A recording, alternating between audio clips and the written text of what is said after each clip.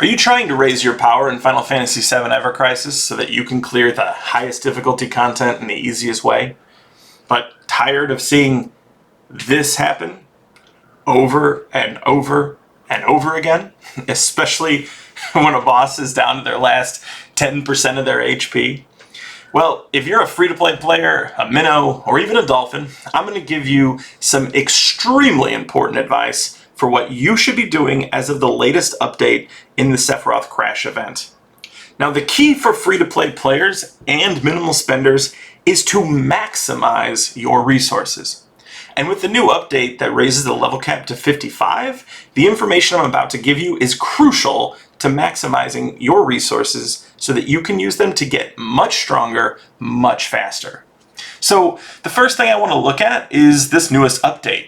And there's been a lot of updates and a lot of notices, but I'm going to skip to what is most relevant for the purpose of this video, which is the character XP or character level cap raise. The good news is that they've raised the unit level cap to 55. The bad news, it's a mega grind. But more good news is that I've undertaken this grind and crunched some numbers in order to guide you through this process.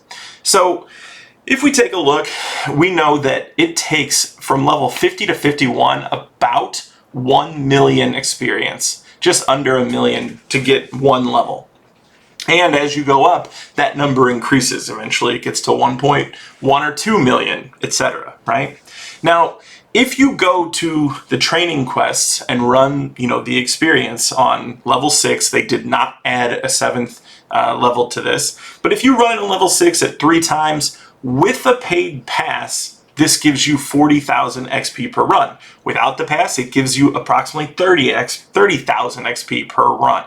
Now, I did the math, so you don't have to, and I can tell you, one level takes 1,500 stamina. That's at a rate of getting 1 million experience. 1,500 stamina for that. And if you think about how much stamina you can refill with one stamina tonic at 50 per shot, that's 30 stamina tonics. 30 stamina tonics to get 1 million experience. So, obviously, we do have the Cactuar event going on, which, that's great.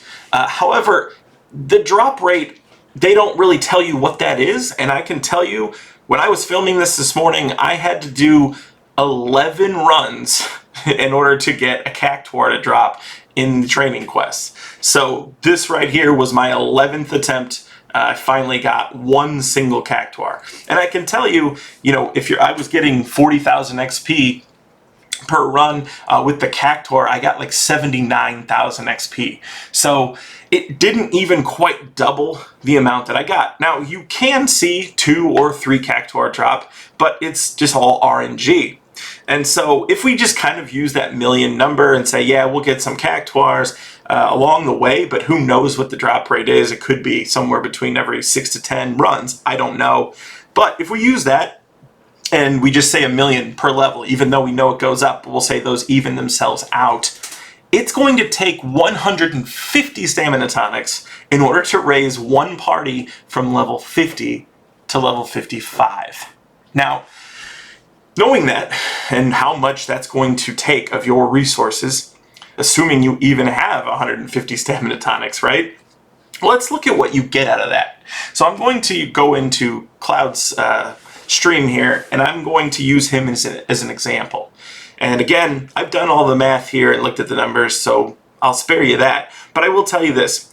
If I unlock, if I get Cloud to level 55 and I unlock every single node on this page, that would end up giving Cloud an extra 330 HP, 40 physical attack, 40 magical attack, and 32 heal. Not really that impressive, and definitely not worth draining all of your stamina tonics over, right? If there's content that you're having trouble clearing, those stats I just read to you are not going to be the difference maker. So what should you be doing with all of your stamina while this event's going on? What you should be doing is actually playing the event itself. Specifically, run co-op missions with people. The reason I say this is that also with the update, one of the updates that's happened in the last couple of days, they've added gold draw tickets to the event rewards. And what you can get from those golden draw tickets is the new Barrett weapon, Lefko Kipseli.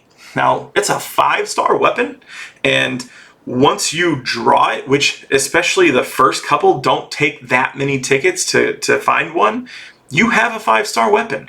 And you can continue to get more, at 200 parts a shot to upgrade or overboost that weapon. And if you've watched any of my other videos, you know I am very big on these because I can maximize this weapon.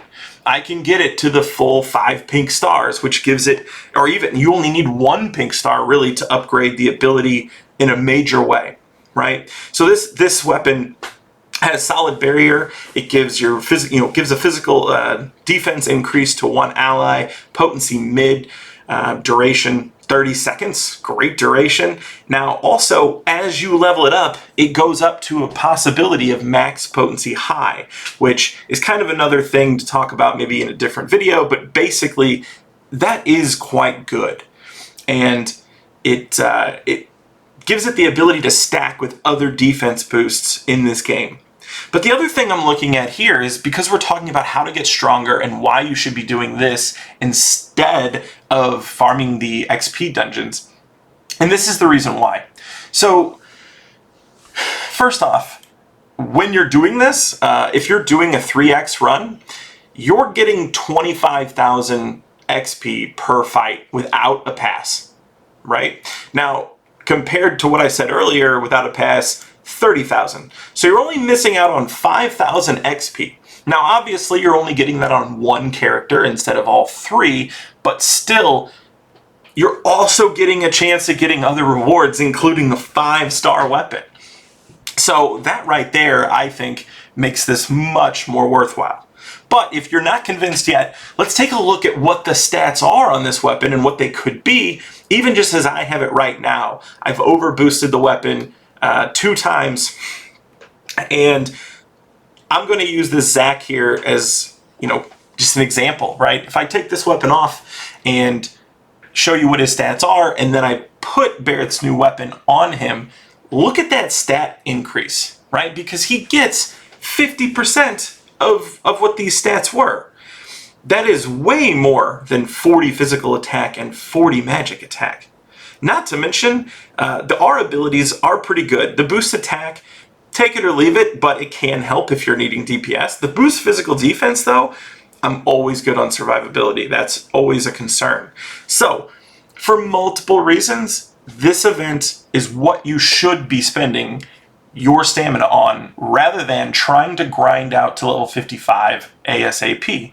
In fact, as you play the game, you will have plenty of opportunity to get levels, and they probably are going to release another 30% boost anyway, which I think, because of its consistency, is probably better than the Cactuars themselves. So that's what you should be doing, okay?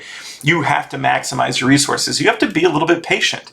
And that's the same reason why I'm not pulling on this banner either. Yes, I see the new Prism Rod. It's great, all right? Her outfit is great. Same thing with Matt. His weapon, it's good.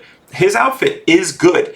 But it is not the level that I'm looking for. It's not how I want to build my team. And so I'm being patient because I plan to pull on a later banner. Who knows what that banner will be? I'll know it when I'll see it, and I'll let you know. But in the meantime, I'm being patient so that I can maximize the crystals I spend in future draws. So,